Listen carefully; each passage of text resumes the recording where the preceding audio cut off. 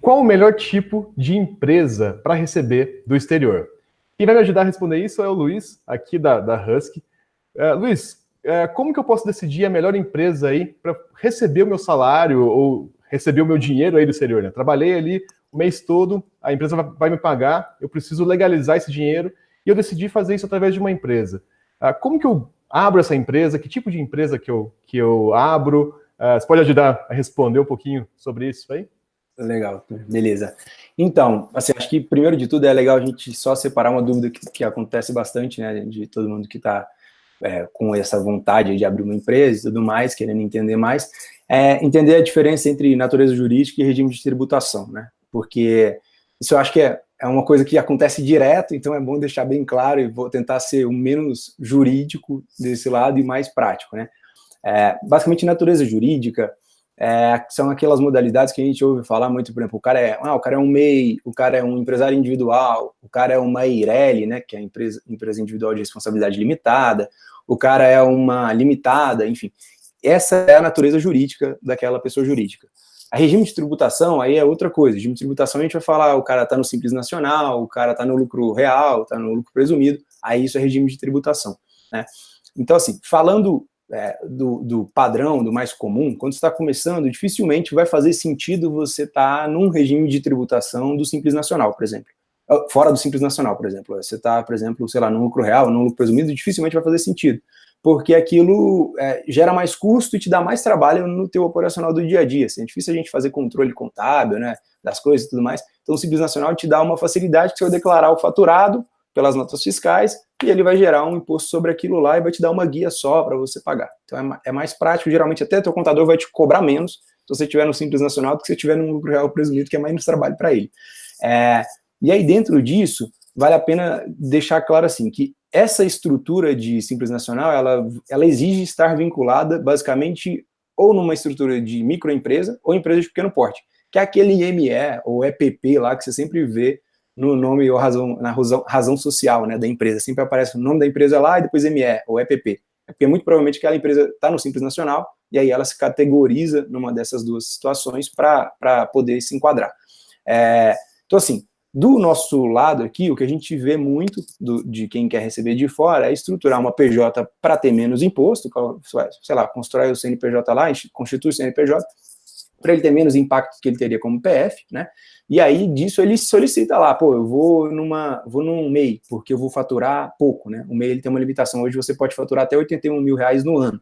Então dá um valor relativamente baixo, né? Assim, para quem está recebendo de fora, principalmente com a alta do dólar agora, fica um valor baixo. Se você ultrapassa esse valor, necessariamente você tem que sair da estrutura de microempreendedor individual, que é o MEI, e ir para o empresário individual mesmo, que aí ele não tem essa limitação de faturamento, mas você vai ter que mudar de estrutura.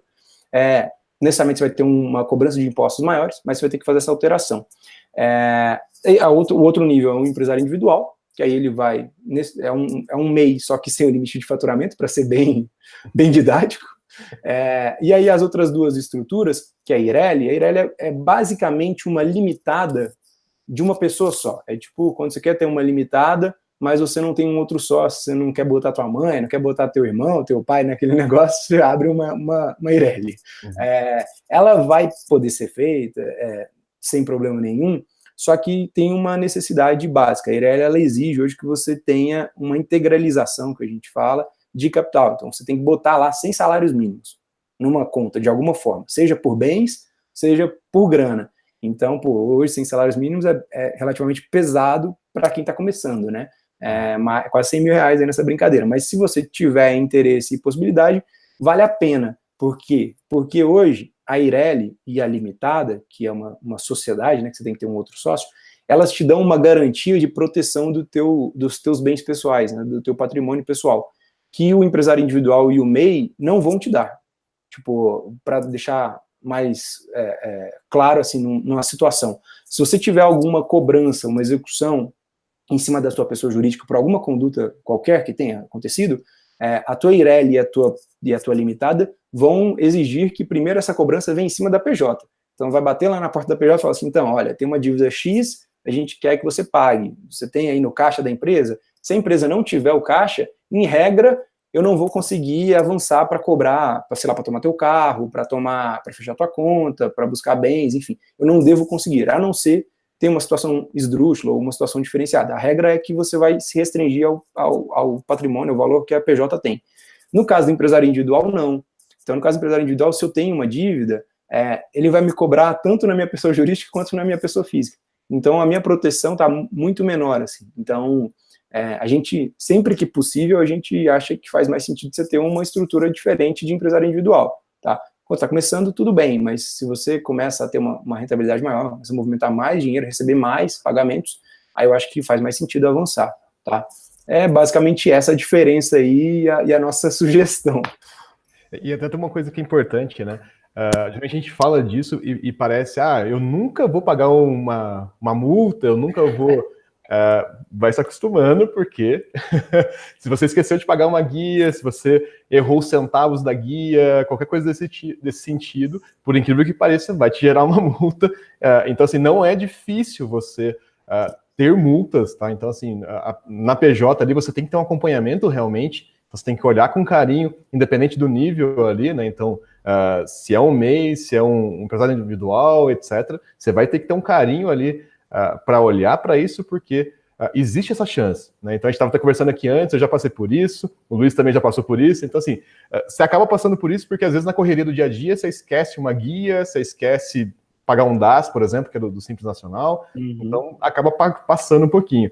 Então, só até para resumir, né, entre o MEI, ele tem essa limitação de faturamento, então eu posso abrir sozinho, tem limitação de faturamento, o empresário individual, eu sozinho também, já sem essa limitação de faturamento, ambos comunicam com o patrimônio do sócio, já o EIRELI, a gente tem que integralizar esses 100 salários mínimos e protege o capital do sócio, né? Então é um sócio sozinho, vamos dizer assim, com o capital pessoal protegido, e a sociedade limitada, que já é com mais de uma pessoa, então preciso ter um sócio para constituir esse tipo de empresa.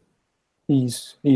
Assim, só para não deixar passar, um detalhe assim, o empresário individual, ele não tem um limite de faturamento, mas se ele quiser estar incluído no Simples Nacional, assim como a EIRELI ou como a Limitada, ele vai ter que ficar até 4.800.000 hoje, que é o que o Simples Nacional define como teto para empresas de pequeno porte, né? Então, se ele faturar mais do que isso, que eu acho que já não é dor de cabeça para ninguém, né?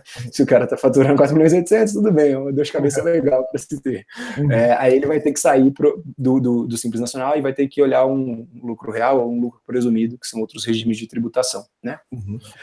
Até só para fazer o resuminho, né? Então, a gente tem a natureza jurídica, que é essa classificação que a gente tem aqui, aquelas letras do ME e do EPP, que é o tamanho da empresa. Isso, é o porte, exatamente. É o porte da empresa. E aí é o regime de tributação, que é o como que você vai pagar os impostos em si. Então, o como que a porcentagem de imposto, essa distribuição, que guia que você paga, e etc. Né? Daí no regime de tributação a gente tem o MEI, Simples Nacional, que agora eu confundi. Simples Nacional, o lucro real e o lucro presumido. Isso. Então, geralmente, para quem está começando, o Simples Nacional é um pouco mais fácil, porque você tem uma guia só, né? Então, você só paga DAS e está tudo certo, todos os impostos estão lá. E aí, o lucro presumido, que é o segundo nível ali de complexidade, teoricamente, você já recebe as guias todas separadas, com vencimentos diferentes, e cada uma com uma regularidade diferente. Então, ISS, por exemplo, é mensal, aí tem um outro que é trimestral, semestral, sei lá, que já é uma bagunça grande. E aí o lucro real, na verdade, já é para empresas maiores, né? Porque já tem que ter um contador praticamente dentro da empresa, né? Você precisa ter um controle bem forte, assim, porque ele vai se pautar muito em cima. Ele faz muito sentido, geralmente, quando você trabalha com alguns tipos de desoneração, isenção e tal, restituição de impostos, aí você trabalha muito no lucro real. Legal. Mas exige mesmo um acompanhamento mais forte de contabilidade. Então, basicamente, para a pessoa que está começando a trabalhar agora no exterior, o ideal ali seria essas faixas mais baixas da classificação, né? Então, olhar, dependendo de quanto que ele vai receber, se vale a pena ele ficar no MEI ou como empresário individual, e aí tentar encaixar um regime de tributação que seja interessante para ele, né? Então, que ele consiga ter uma tributação menor, né? Que é o que todo mundo busca, né? Então, pagar menos impostos ali. E aqui a gente não está falando de sonegar impostos, a gente está falando sobre a parte estratégica de impostos, então de como que você organiza a sua estrutura jurídica e contábil para realmente exonerar menos a empresa, porque agora você está recebendo como empresa, né? Então... Isso. Total, tem toda a situação de distribuição de lucros, você vai ter uma isenção, né? Então faz sentido você pensar em quanto que você vai fazer essa distribuição de lucros, né? Quanto que você vai definir o seu prolabore para você ter um recolhimento de INSS em cima disso, enfim. Eu acho que é bem isso que você comentou, assim, Túlio, é uma definição de planejamento tributário, assim, né? Que o cara, na hora que ele estiver se ajustando para receber de fora e for constituir uma PJ, ele tem que quebrar a cabeça um pouquinho com isso aí. Legal. E uma coisa que também é sempre importante procurar um contador de confiança, né? Então, acho que isso... o pessoal brinca, né? Que você tem que ter um advogado, um médico, um contador, para você sempre... né? Os telefones que você tem que andar na sua carteira. Então, assim, é sempre importante isso. E uma das coisas também que a Husky faz, a Husky ajuda um pouco nisso, né? Então, se eu quero receber por meio aí da Husky, a Husky me dá um pouco desse suporte para pelo menos eu saber organizar minha vida e poder não cometer nenhum erro, né? Porque esses erros geralmente custam caros. Então, não cometer nenhum erro nesse sentido, né? Isso. A gente sempre que a gente pode, a gente não quer fazer o papel, né, desses profissionais, óbvio, mas sempre que a gente pode, a gente tenta dar alguma orientação com base nas nossas experiências. Então, a gente tenta fazer artigos para deixar isso claro para quem está com a gente ou para quem quer entender mais. A gente sempre tenta responder as dúvidas sobre isso, porque a gente sabe que assim, isso é muito pouco ensinado, né, para a gente no dia a dia. Então, a gente acaba ficando meio refém de quem tem o conhecimento técnico disso, né? Uhum. E uma coisa que é bastante bacana, até por uma experiência pessoal minha, quanto mais eu converso com as pessoas sobre isso, né, mais eu vou descobrindo coisas, e aí eu vou e discuto com o meu contador, né? Então muita coisa ele traz para mim, mas muita coisa eu levo e falo, pô, descobri isso daqui. Ele deve ficar feliz pra caramba. Eu tô abrindo um caminho ali para ele, né? E agora ele já está atendendo mais pessoas aqui da minha cidade, que também, e tudo por indicação minha, né? Então é legal ter essa comunicação, né? Então, conversar muito, a Husky ajuda, conversa com seu contador também, porque você vai ter que ter uma estrutura dessa para te ajudar, né? Então, você constitui a empresa, você precisa ter um contador ali te auxiliando e te assessorando, né? Então, te ajudando a fazer isso, das coisas, fazer tudo do jeito certo, vamos dizer assim, e realmente para não ter dor de cabeça no futuro, né?